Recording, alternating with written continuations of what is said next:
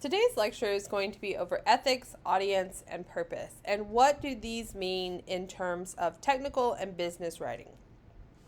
So we're going to start with ethics and just really kind of understanding ethics and legality.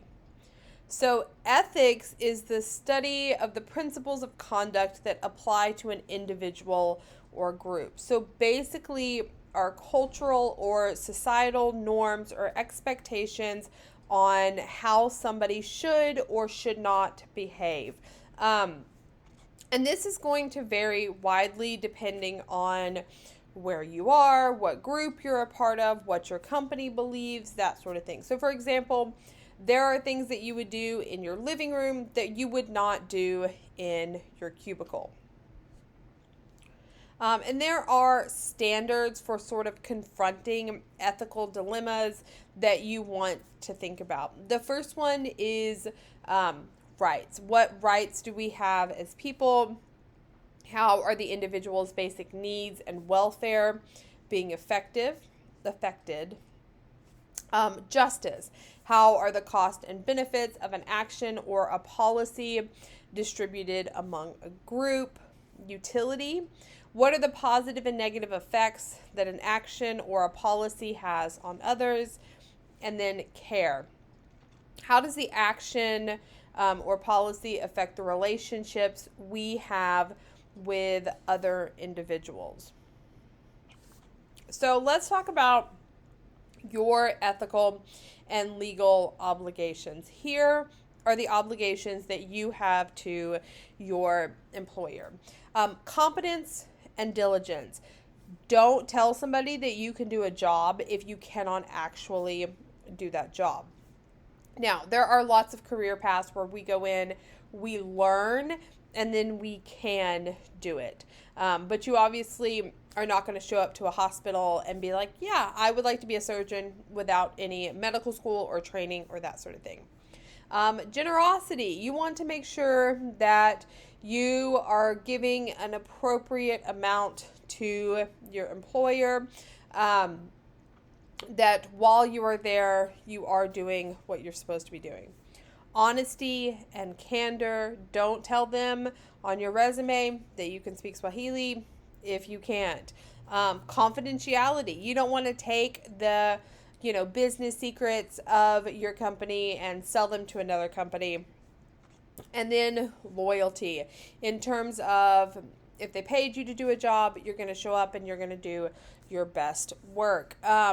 Societal norms and expectations on some of these have always been shifting and will continue to shift. But mainly the idea is if somebody hires you to do a job, you're going to do your best that you can at that job. So let's talk about your ethical and legal obligations to the public.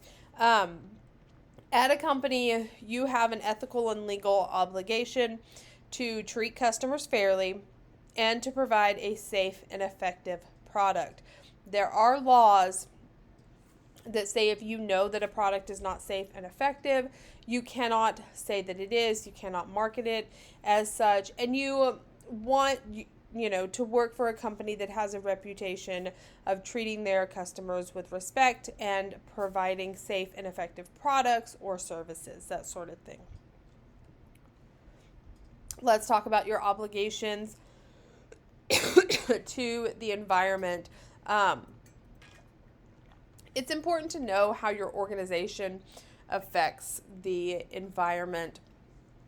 A couple of generations ago, there was sort of this idea that you show up, you do your job, you go home, you don't ask questions. Younger generations have really sort of moved past that, and a lot of people want to know that their company that they're working for has a positive effect or at very least a neutral effect on the environment. And then you have obligations to copyright holders. Obviously, plagiarism in academic settings is very different than how things are used in business settings. So it's important to sort of know fair use law and understand how copyright relates to the appropriate or fair use of another person's intellectual property. As a student, you've probably heard frequently to avoid plagiarism.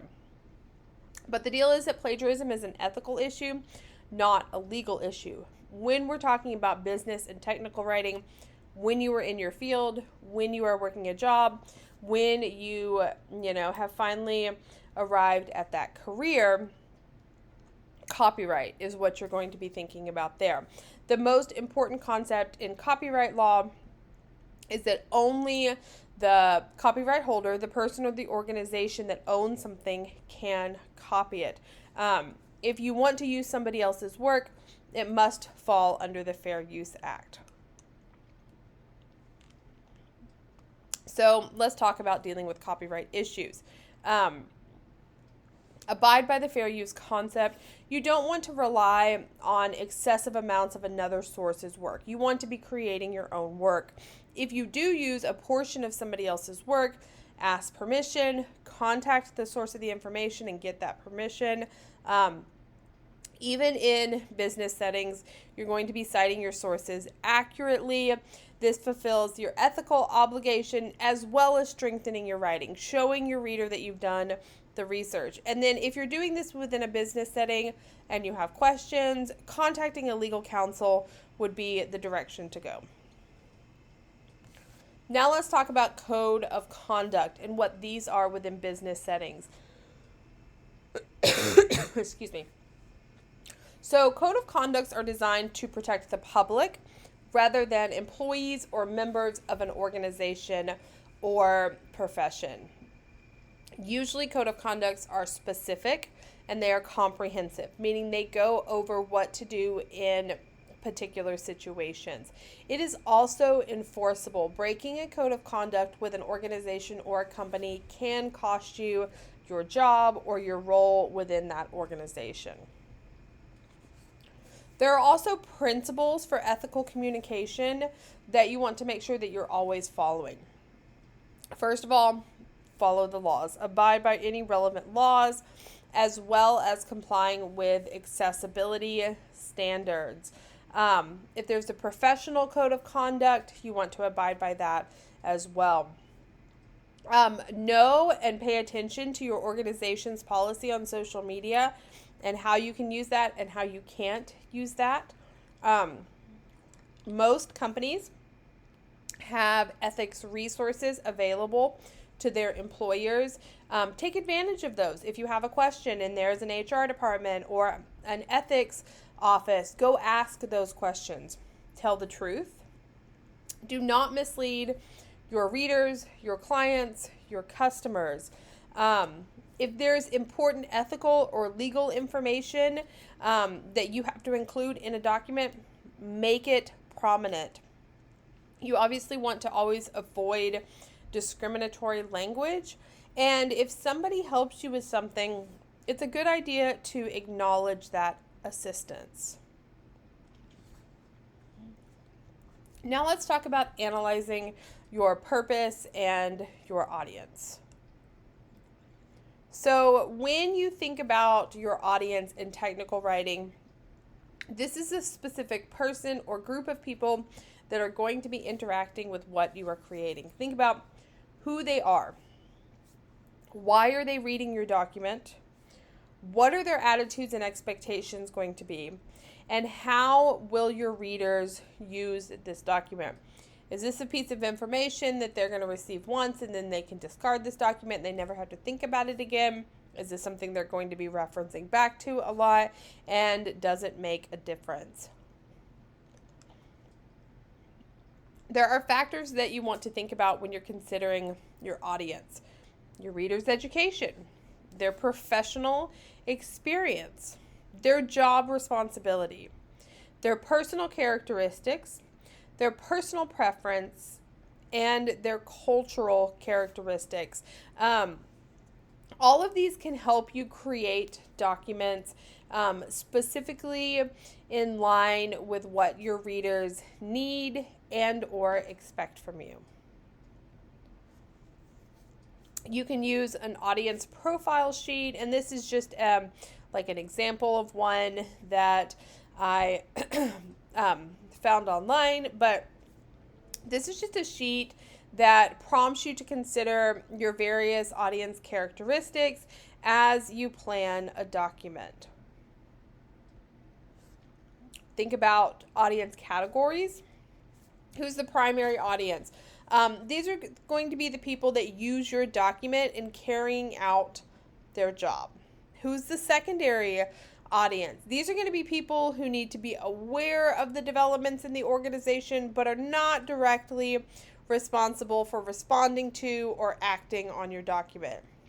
And a tertiary audience, these are people who might take an interest in the subject of the document, but it doesn't necessarily affect their job. And then you want to think about your audience attitudes. How do they feel about you?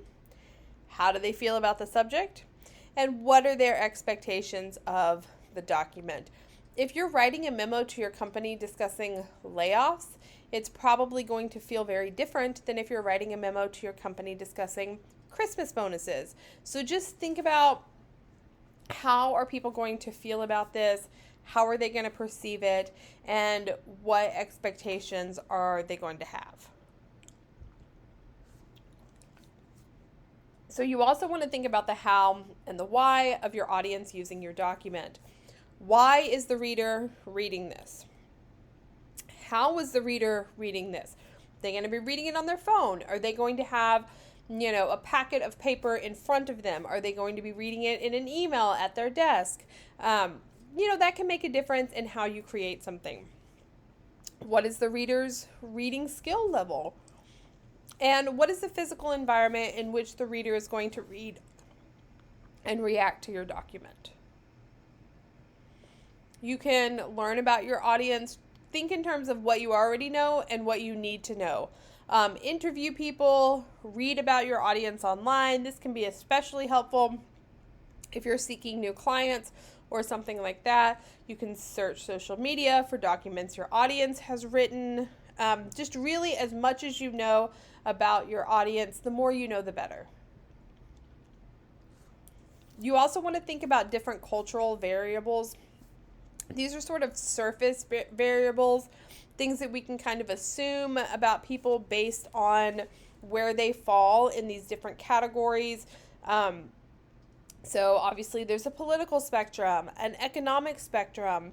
If you're creating advertising, how much money somebody makes is going to make a difference. We can think in terms of social and religious beliefs, in terms of educational demographics, as well as technological demographics and linguistic demographics.